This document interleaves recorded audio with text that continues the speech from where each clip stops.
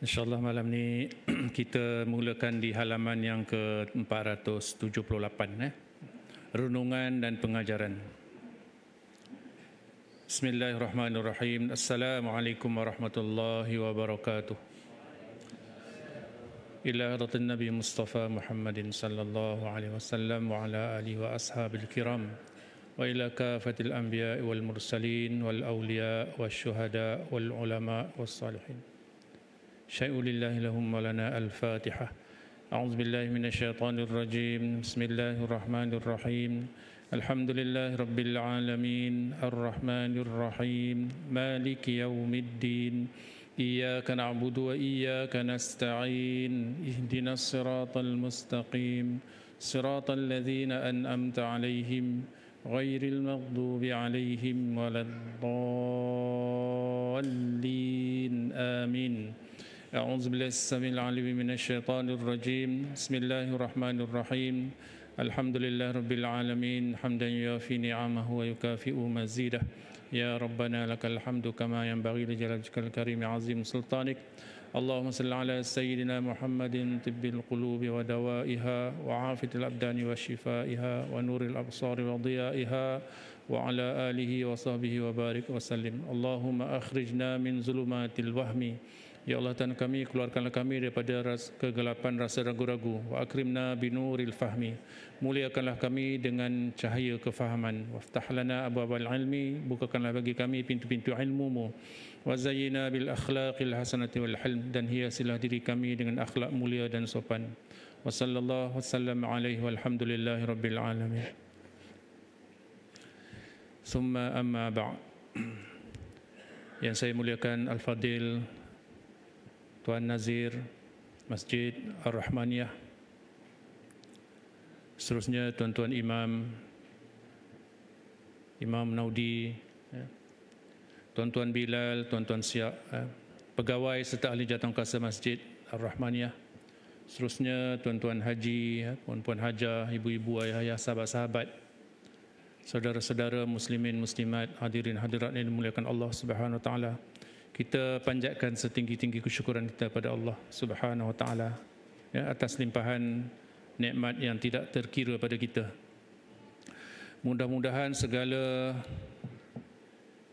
kemuliaan, keberkatan yang Allah turunkan pada kita akan menjadikan kita insan yang sentiasa bersyukur, sentiasa mengingati Allah, sentiasa menunaikan ketaatan kepada Allah Subhanahu wa taala. Baik tuan-tuan yang dimuliakan Allah Subhanahu wa taala, kalau kita tengok dalam tafsir Al-Quran itu, ayat-ayat Al-Quran bersifat dengan sifat ada kemujizatan, kemujizatan. Dia sesuatu yang luar biasa dari segi bahasa dan isi kandungannya. Antaranya contohnya tuan-tuan, kita tengok dalam suratul Fatihah. Suratul Fatihah ayat yang 2 yang terakhir, ya. Ihdinas siratal mustaqim. Bimbinglah kami, tunjukkanlah kami ke jalan yang lurus, ya. Jalan yang lurus yang bagaimana? Yaitu siratal ladzina an'amta alaihim. Itu jalan yang engkau berikan kepada mereka, yang kau kurniakan nikmat ke atas mereka. Siapa ni tuan-tuan yang Allah kurniakan nikmat? Kita lah insyaAllah, ya. Itu orang yang beriman, orang Islam. Nikmat iman, nikmat Islam. Dapat Quran, ya, petunjuk, diutuskan Nabi dan Rasul, kan, ilmu, petunjuk, hidayah, itu semua nikmat. Yang bukan dari segi bentuk kebendaan. Bentuk kebendaan banyaklah, kan. Kemudian ghairil maghdubi alaihim, bukan jalan yang engkau al-maghdub. Maksudnya apa? Ghadaba, yang Allah murkai ke atas mereka. Di tafsir kata, siapa al-maghdub yang Allah murkai? Al-Yahud, al-Yahudi al-Mu'tadin, Yahudi yang melampaui batas. Waladdallin, dan bukan ke atas golongan orang-orang yang sesat. Ad-dallin, dallah, dalalan ba'ida. Maksudnya siapa? Tafsir kata Nasrani. Okey, di mana kemukjizatan Al-Quran dalam ayat tu, dalam surah Al-Fatihah tu yang setiap hari kita baca mesti kena ingat, iaitu peristiwa yang berlaku hari ini, menunjukkan bahawa Al-Quran tu memang mukjizat yang dinyatakan 1400 tahun dulu kan, tapi masih terus berlaku dan Allah tunjukkan di depan mata kita apa yang berlaku pada hari ini. Hari ini rasanya dah 10,000 lebih yang syahid di Gaza, khususnya di Gaza dan di Palestin tuan-tuan ya, satu suasana sangat menyedihkan kita. Dan tuan-tuan jangan terputus doa terus berdoa, moga-moga Allah bagi ketabahan. Jadi kita kaitkan dengan tadi ayat tadi, memang Allah nak tunjukkan itulah rupanya kenapa Allah kata al-maghdub, begitulah sifat perangai mereka kan, merosakkan seluruh dunia kan, melakukan kerosakan, yang menyatakan bahawa mereka sahaja yang betul, yang benar kan, manusia yang terpilih. Dan bagi mereka Baitul Maqdis tu ataupun Palestin tu, tempat tu adalah tempat yang dijanjikan untuk mereka. Tu bagi kita orang Islam, Baitul Maqdis tu adalah bumi yang diberkati kan, allazi barakna haulahu. Tapi bagi orang Yahudi itu bumi yang dijanjikan untuk mereka, sebab tu mereka nak dapatkan juga. Lepas tu dari segi tu baguslah tuan-tuan orang Gaza tu dia bertahan tak keluar kan, dia bertahan tak keluar, tak ada pelarian. Dan Mesir pun tutup kan. Kalau Mesir buka semua lari daripada Gaza, maka yang akan menghuni Gaza ialah orang-orang Yahudi Israel lah. Sebab itu besarnya pengorbanan mereka tuan-tuan kan. Kita kena bantu dari segi sumbangan keuangan, dari segi doa kan. Jangan putus-putus berdoa kepada Allah Subhanahu Wa Taala. Baik. Tapi Allah janjikan orang yang syahid itu, orang yang mati syahid itu tempatnya dalam syurga kan. Orang yang mati syahid ni setiap hari roh mereka itu diletakkan di dada burung yang berwarna hijau, dan setiap hari burung itu akan terbang ke dalam sekitar syurga, menunjukkan tempatnya dalam syurga. Itu kebahagiaan bagi orang yang mati syahid kan. Wallahu alam. Okey, baik, kita pergi pada pelajaran kita iaitu peristiwa daripada peperangan Bani Quraizah. Kebetulan Bani Quraizah, kita lihat dalam sejarah zaman Nabi pun mereka dah buat pengkhianatan dan cuba menyerang tentera-tentera Islam, cuba menyerang Madinah dengan menyimpan senjata yang banyak, jumlah senjata yang terlalu banyak, boleh menghancurkan umat Islam di Madinah. Baik. Bismillahirrahmanirrahim. Renungan dan pengajaran. Para ulama hadis dan sirah telah mengambil sejumlah hukum yang penting dari peristiwa Bani Quraizah ini yang dapat kita sampaikan seperti berikut. Yang pertama, harus memerangi mereka yang mengkhianati perjanjian. Imam Muslim rahimahullah menjadikan dalil bahawa peperangan terhadap Bani Quraizah ini menunjukkan hukum adanya perjanjian keselamatan di antara kaum muslimin dengan bangsa-bangsa yang lain. Kita masih ingat lagi perjanjian Sahifah Madinah, Piagam Madinah. Nabi buat perjanjian dengan segala bangsa di Madinah, bangsa-bangsa Yahudi termasuklah. Ikatan perjanjian ini pula mestilah dihormati oleh setiap Muslim selagi bangsa lain tidak mencabuli perjanjian suluh atau keamanan umum.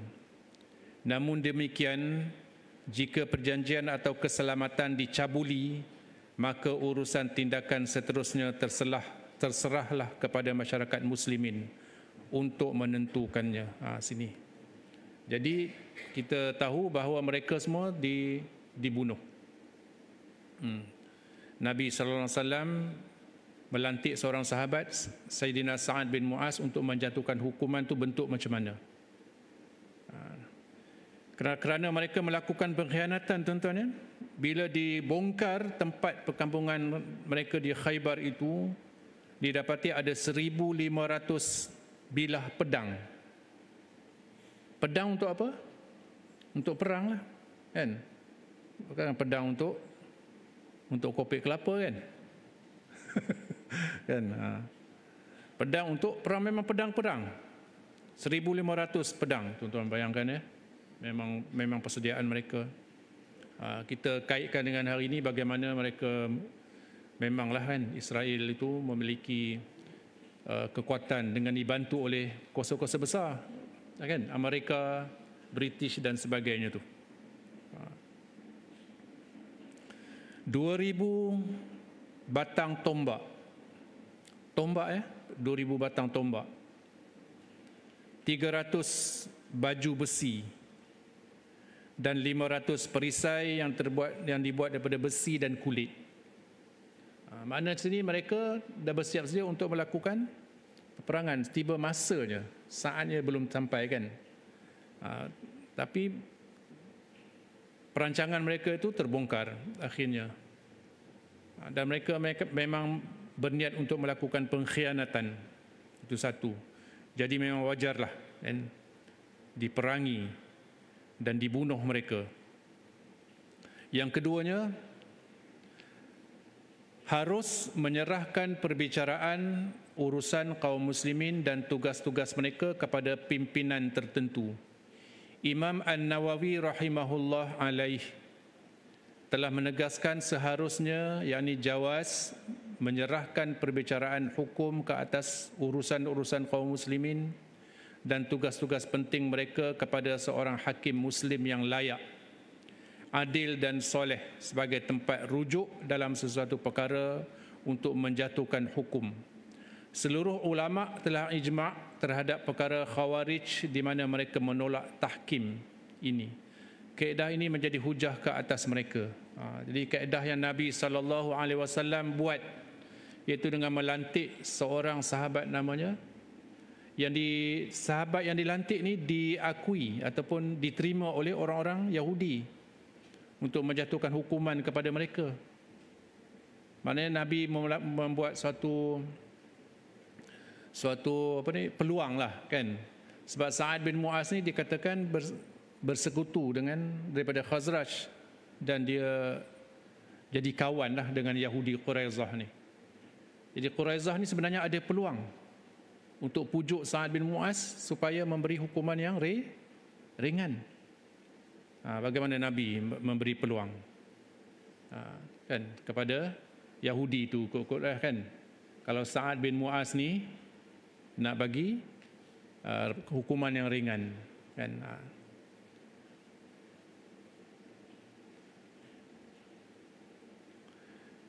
Di dalam peristiwa ini dapat diambil hukum, iaitu harus bermusalahah, yakni berdamai dengan penduduk sebuah kampung atau penduduk sebuah benteng di bawah perintah seorang hakim muslim, adil dan layak, yakni soleh untuk membuat hukum dan beramanah dengan urusan ilmu.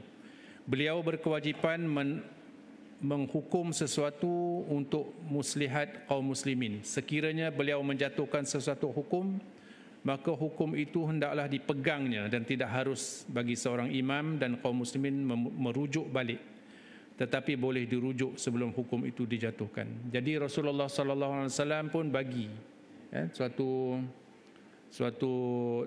ketentuan kepada Sayyidina Sa'ad bin Mu'az.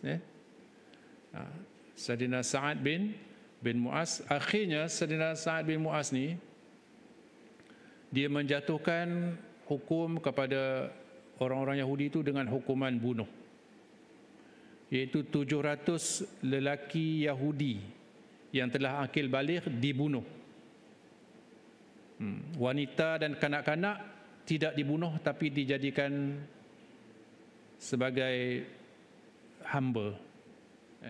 Ada mereka yang memeluk Islam akhirnya menjadi Islam dan keturunan mereka semuanya Islam. Ada juga di antara orang-orang Yahudi daripada lelaki yang telah dewasa itu akhirnya mereka juga memeluk Islam dan Nabi maafkan. Akhirnya mereka masuk Islam dan selamat. Jadi hingga 600 hingga 700 orang tu dihukum pancung dan dibawa masuk 10 dipancung 10 orang setelah digali parit di sebuah tempat di Madinah lah, ya.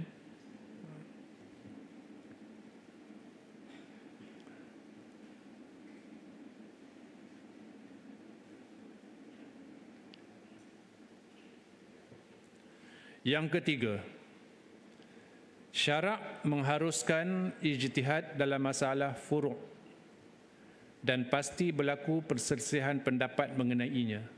Sebagaimana yang telah kami terangkan, para sahabat membuat penafsiran yang berbeza dalam memahami kata Rasulullah sallallahu alaihi wasallam, iaitu tidak seorang pun akan solat asar kecuali setelah berada di kampung Bani Quraizah. Kan ketika perjalanan menuju ke Bani Quraizah, Nabi perintahkan azan, dan mungkin azan itu adalah azan dah masuk asar. Habis azan je Nabi terus bergerak. Tak ada seorang pun boleh solat melainkan di perkampungan Bani Quraizah. Jadi di sini timbul khilaf, tuan-tuan. Ada sahabat-sahabat yang berbeza dalam memahami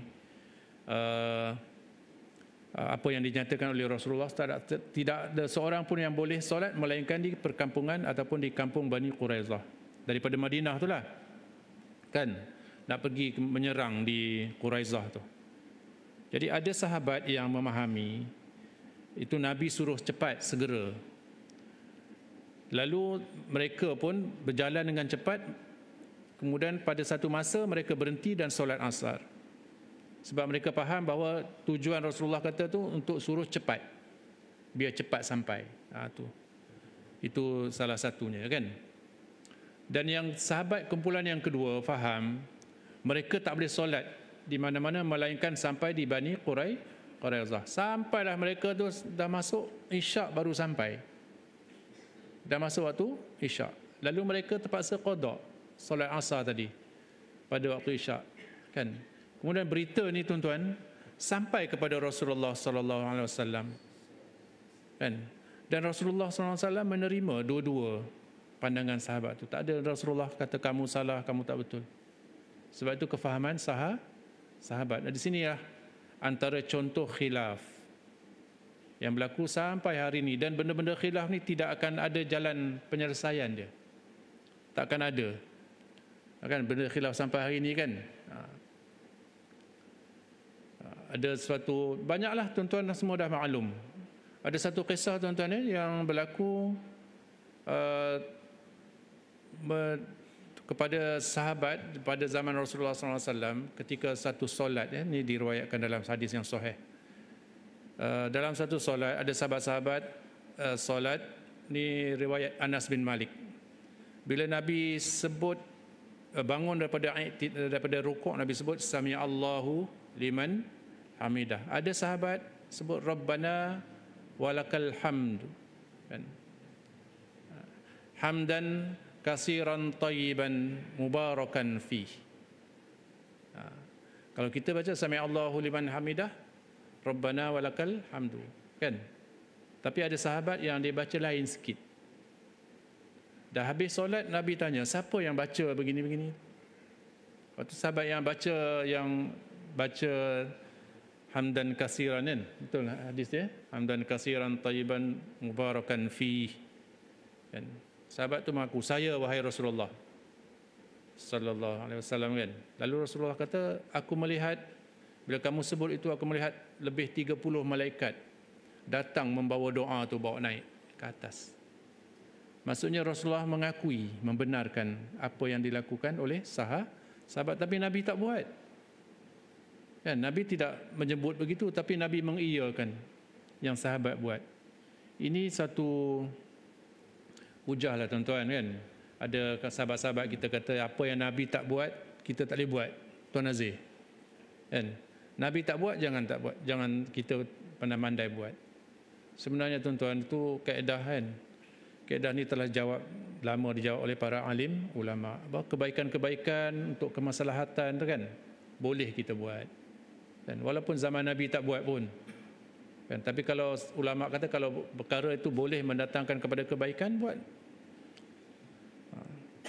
Jadi benda-benda masalah-masalah furu' dan pasti berlaku perselisihan pendapat mengenainya sebab kefahaman tak sama. Macam tadi sahabat tadi kan, ada yang semayang di pertengahan, berhenti semayang dulu kan, asar dan habis ni.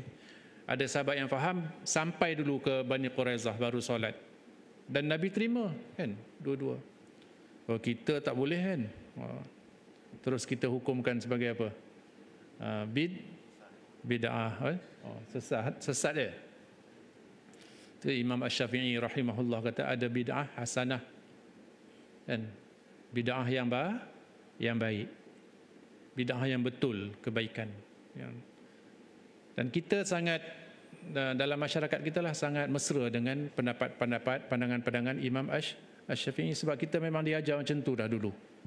Kan? Janganlah bawa kepahaman-kepahaman yang tidak menselesakan kan apa yang telah kita amalkan selama ni kan. Betul tuan-tuan ya? Setuju ya? Ada yang tak setuju? Wallahu a'lam. Tuan imam kena ni ya. Kalau tak setuju tuan imam tadi kita zikir sama-sama, tak betul kan, Nabi tak buat. Tapi tuan-tuan baca satu kitab kan, satu buku yang ditulis yang di jawapan-jawapan daripada masalah khilafiyah ni oleh Ustaz Muhadir bin Haji Jul. Yang Muhadir Haji Jul didatangkan dengan dalil-dalilnya bahawa Nabi sallallahu alaihi wasallam dan para sahabat pernah berzikir bersama-sama selepas daripada solat. Kan? Pernah. Maknanya diamalkan tu. Bukan satu yang bid'ah. Ada satu pandangan ataupun riwayat menyatakan bahawa Sayyidina Abdullah ibn Abbas masa itu duduk di luar masjid dan dia dengar zikir kat dalam. Maksudnya zikir tu kuat. Mana ada mic dulu kan. Maksudnya boleh dengar sampai keluar. Jadi ulama-ulama ni dibuat kajian tuan-tuan kan, dengan begitu halus, dan takkanlah ulama-ulama nak sembrono saja kan. Baik. Jadi kisahnya macam tu Rasulullah SAW padahal hal ini tidak mengecam tindakan mereka bila mereka cerita pada Nabi. Ini memberi petanda kepada kita mengenai salah satu usul yang agung, iaitu pengakuan secara tidak langsung, iaitu diizinkan adanya perselisihan pendapat di dalam masalah ranting, yakni furu'. Di samping menganggapkan setiap yang berselisih itu ada keuzurannya dan diberi pahala, kan? Macam juga kita berselawat, ada selawat itu, selawat syifa, selawat tafrijiyah kan, dan macam-macam tu. Itu amalan-amalan yang baik kan. Sama ada kita katakan yang betul itu seorang atau ramai dari peserta itu menunjukkan penegakan prinsip ijtihad berlaku dalam usaha memahami hukum hakam syarak. Di dalamnya juga terbukti adanya perselisihan pendapat sejak awal lagi yang berpunca dari petanda-petanda zon, petanda-petanda zonni, yang sangkaan-sangkaan je.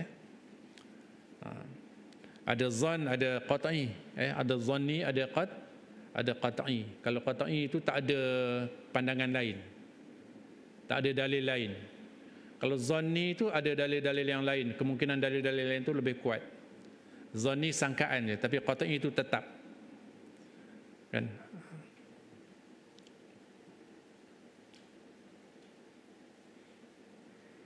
Hal ini merupakan satu perkara yang tidak digambarkan atau diselesaikan. Allah membebankan, maksudnya Allah mentaklifkan, memikulkan kepada kita, kepada hamba-Nya dengan dua suruhan. Maknanya Allah SWT bagi pada kita hamba-Nya pada dua amanah, dua tanggungjawab. Mentaklif, taklif ya, dibebankan dengan dua. Yang pertama, melaksanakan suruhan-suruhannya yang tertentu dan jelas berhubungan dengan akidah dan hukum peraturan hidup. Itu yang nombor satu. Yang kedua, menyelidik dan berusaha dengan bersungguh-sungguh untuk mendapatkan kefahaman ke atas prinsip-prinsip hukum syarak yang baru dari dalil umum yang berlainan. Ni tuan-tuan Yang kedua ni yang jadi ijtihad, iaitu menyelidik dan berusaha. Ijtihad ni dilakukan oleh mujtahid, kan? Kemudian mengeluarkan fatwa-fatwa. Majlis mufti kan mengeluarkan fatwa. Yang pertama melaksanakan suruhannya yang tertentu dijelaskan, yang berhubungan dengan akidah qat'i dan hukum-hukum syarak, aqimus solah wa atuz zakah, kan itu. Itu qat'i yang jelas, yang tak ada dalil lain, memang wajib.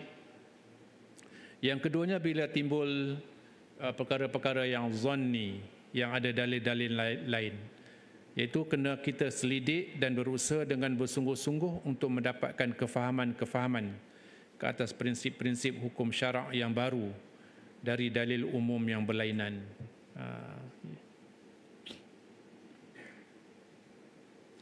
Seseorang yang telah sempat menunaikan sembahyang di dalam sebuah kampung yang ia sendiri terkeliru arah kiblatnya, seperti yang diisyaratkan kepadanya bagi menyempurnakan ibadah, yakni ubudiyahnya kepada Allah Subhanahu wa taala, maka setelah dia berusaha membetulkan arah kiblatnya dan merasa yakin dengan usahanya itu, bolehlah ia sembahyang dengan penuh yakin. Ini ijtihad dia lah, menyelidik dan berusaha dengan bersungguh-sungguh dengan ilmu yang ada, kan. Jadi dia berijtihad. Tak nampak matahari contohnya, kan. Jadi dengan ilmu-ilmu yang ada dia berijtihad. Selain daripada itu, tersirat rahsia dan hikmat yang paling besar dengan adanya dalil-dalil dan nas syarak yang zanni. Zanni apa tadi tuan-tuan? Yang ada dalil, beberapa dalil. Lawan zanni qat'i. Antaranya ada ijtihad yang berlainan dalam satu-satu masalah. Namun demikian semuanya terikat kemas kepada dalil-dalil yang diperakui oleh syarak. Ini merupakan satu keluasan dan kelapangan kepada kaum muslimin untuk mengambil mana-mana pendapat mengikut maslahah dan suasana mereka yang diperakui. Inilah sejelas-jelas rahmat Allah dengan hamba-Nya. Yang ini prinsip masa tadi, kan, dalam solat tadilah, kan. Ada yang buat solat di pertengahan jalan, ada yang solat sampai ke sana tu. Jadi ulama-ulama pun berbincang dan berbahas. Sama jugalah dengan apa ni, perkara-perkara khilaf yang berlaku hari ini, kan. Ada setengah kita menerima amalan qunut, kan. Satu pandangan daripada pendapat Imam Mazhab Asy-Syafi'i, kan. Ada yang kata qunut tu masa-masa yang tertentu je, kan. Masa-masa kecemasan, masa-masa peperangan dan sebagainya. Habis perang, masa aman tak ada qunut, kan. Tapi kita berpegang satu dalil zanni yang diyakini, kan. Bahawa qunut itu dilakukan sebagai sunat abad. Sekiranya saudara mengamati, ini pandangan pengarang, kata pengarang, sekiranya saudara mengamati perkara ini, nescaya saudara ketahui bahawa usaha-usaha ke arah menghapuskan perselisihan pendapat dalam masalah furuk adalah satu penentangan terhadap hikmah ilahi dan pentadbirannya di dalam persoalan perundangan ini. Tak boleh, kan? Masalah furuk pastinya ada berlaku khilaf. Tak boleh kata aku je yang betul, kau salah. Tak boleh. Sebab ada dalil dia, dalil-dalil. Yang tu kata dalil-dalil zanni. Dalil-dalil zanni, yang sangkaan-sangkaan zon. Kan? Lawan dia qat'i.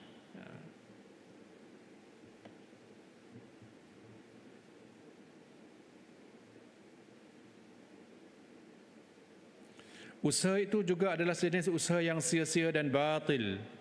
Cuba kita fikirkan bagaimana dapat dielak perselisihan dalam satu-satu masalah sedangkan terdapat dalil zon dan mengandungi penafsiran yang serba kemungkinan. Kalau boleh dihapuskan di zaman kita ini, maka tentulah lebih afdal kalau tindakan penghapusan itu berlaku di zaman Rasulullah sallallahu alaihi wasallam. Kerana dengan penghapusan ini tidak berlaku perselisihan di kalangan para sahabat. Kalaulah boleh dihapuskan perkara-perkara yang khilaf ni, tentu zaman Nabi dah settle. Tentu Nabi dah bagi keputusan yang semayang di perkampungan tadi yang selepas habis waktu tu tak betul. Yang semayang tengah jalan tu betul.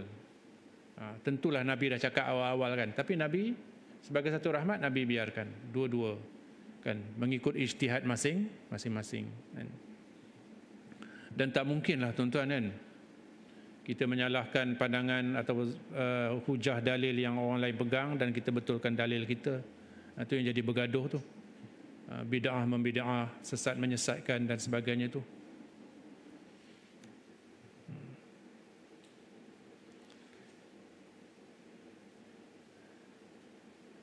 Penghapusan ini tidak berlaku perselisihan di kalangan para sahabat, sedangkan seperti yang saudara perhatikan berlaku perselisihan di kalangan mereka dalam beberapa soal tertentu. Yang keempat, kita habiskan sikit.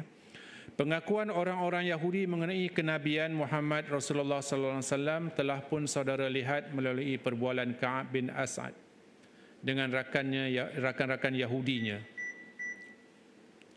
Dalam perbualan itu mereka memperlihatkan keyakinan mereka terhadap kenabian Muhammad sallallahu alaihi wasallam, dan mereka sendiri mempunyai pengetahuan yang lengkap berdasarkan keterangan yang mereka perolehi dari kitab Taurah mengenai diri Rasulullah sallallahu alaihi wasallam berserta tanda-tandanya dan kebangkitannya. Memang kan orang Yahudi ni tahu Muhammad tu betul. Sebab itu saat Ka'ab bin As'ad tadi, dia bagi 3 tawaran. Kita nak selamat, kita berimanlah. Kita tahu bahawa Muhammad itu membawa kebenaran dan sebagainya. Kita berimanlah kepada Muhammad dan kita akan selamat semua. Tawaran dia pada Bani Quraizah, sama-sama semua kita selamat. Masuk Islam semua. Tapi Bani Quraizah tak mahu. Dia kata kami tak mahu meninggalkan Taurah kami. Tetap kan tak menerima Muhammad sallallahu alaihi wasallam. Dan benda tu sampai hari ini tuan-tuan sebab itu mereka tidak menerima kewujudan orang Islam di Baitul Maqdis dan sebagainya. Itu mereka nak kuasai bahawa itu adalah milik mereka. Muhammad dan orang Arab dan kita sebenarnya keturunan Nabi Ismail. Tempat kita di Mekah. Sebab yang bangunkan Mekah, yang bangunkan Kaabah tu Ismail dan Ibrahim. Nabi Ishak yang dilahirkan di Jerusalem, di Baitul Maqdis tu. Nabi Ishak Yaqub itulah gelaran pada Isra. Gelarannya Israel. Mereka kata itu yang dikatakan sebagai bumi yang dijanjikan. Berbeza dengan kita, bumi yang diberkati. Kan di situlah lahirnya para rasul kan, tempat situ. Nabi Muhammad singgah di situ. Bumi yang diberkati itu kan lebih luas kan. Lebih universal kan, lebih menerima kan semua bangsa. Tapi bagi orang Yahudi, bumi yang dijanjikan pada mereka. Itu yang jadi masalah sampai hari ini. Bersungguh-sungguh mereka nak duduk di Palestin tu. Dia punya sentimennya apa? Bukit Zion tu. Yang dikatakan mengandungi kuburan Nabi Sulaiman. Kan? Ada kubur Nabi Sulaiman. Konon-kononnya mereka mencintai Nabi kan? Itulah orang Yahudi. Tapi tawaran yang diberikan oleh Ka'ab bin As'ad tadi dia tak mahu.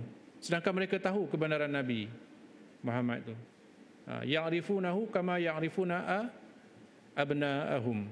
Mereka kenal Nabi itu sebagaimana mereka kenal anak-anak mereka. Kenal betul-betul tu kan? Macam kita kenal kan setiap perangai anak-anak kita kan. Macam tu juga orang Yahudi kenal Nabi, kenal Muhammad tu.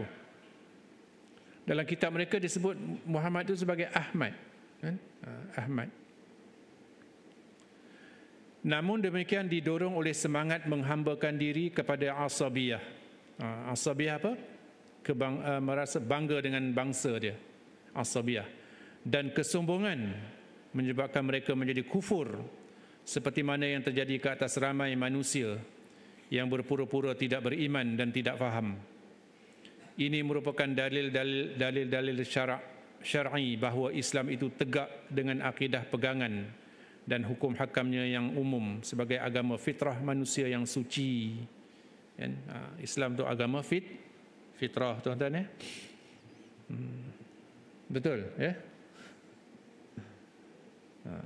Ada satu hadis, ingat tak Tuan Nazir? Kullu mauludin yuladu alal fitrah, kan? Setiap anak yang lahir itu atas dasar fitrah. Fa abawahu, maka ibu dan ayah dia yuhawwidani, yang menjadikan dia Yahudi, au yunassirani, atau menjadikan dia Nasrani, au yumajjisani, atau menjadikan dia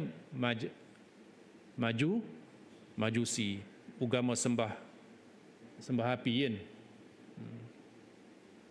Atau kama qala Rasulullah sallallahu alaihi wasallam. Tak ada sebut Islam situ. Disebut fitrah, Yahudi, Nasrani, Majusi. Ulama kata fitrah tu itulah Islam. Maksudnya setiap baby yang lahir itu, anak yang lahir itu semua Islam. Fitrah, suci, bersih. Islam tu asalnya suci, bersih. Cuma bergantung pada pendidikan oleh ibu dan ayah dia, kan? Nak jadikan apa anak, nak corakkan macam mana, nak warnakan apa. Okey, itu dia. Jadi Islam telah dikatakan agama fitrah manusia yang suci, sesuai dengan kita. Islam tu kita sikit lagi boleh, ya?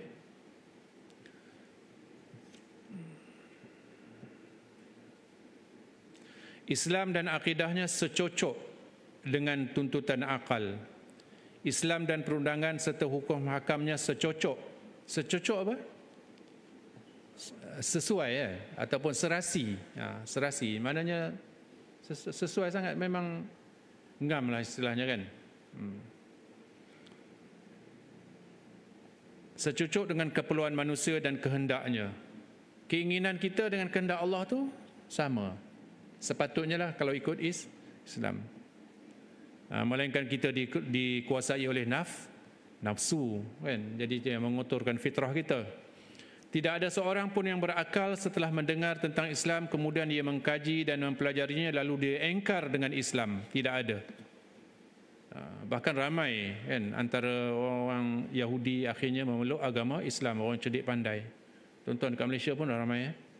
Orang cerdik pandai akhirnya masuk Islam, kan? Allah bagi hidayah kalau dia ikhlas betul mencari kebenaran. Contoh Yahudinya Abdullah bin Salam, kan? Dia tengok muka Nabi terus, kan? Terus dia jadi bahawa ini bukan muka seorang yang penipu, kan?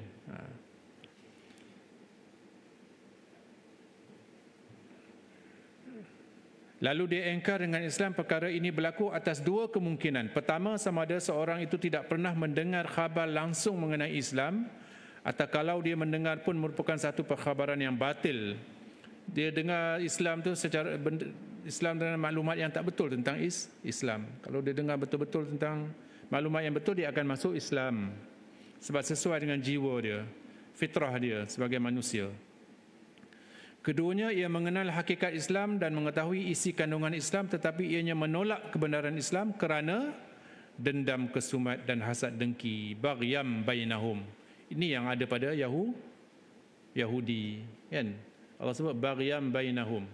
Itu rasa hasad dengki pada orang Islam, benci pada Nabi Muhammad. Sebenarnya tuan-tuan, Yahudi ni dia menolak Islam, dia menolak Muhammad, dan Nabi Isa pun dia tolak, kan? Dia beriman setakat Nabi Musa aja. Nabi Isa pun dia tolak. Bahkan dia nak bunuh Nabi Isa, kan? Dia nak bunuh Nabi Isa. Itu orang Yahudi lah, kan? Dan dia pernah bunuh Nabi daripada keturunan dia, kan? Banyak Nabi Zakaria digergaji, dipotong, ya. Dan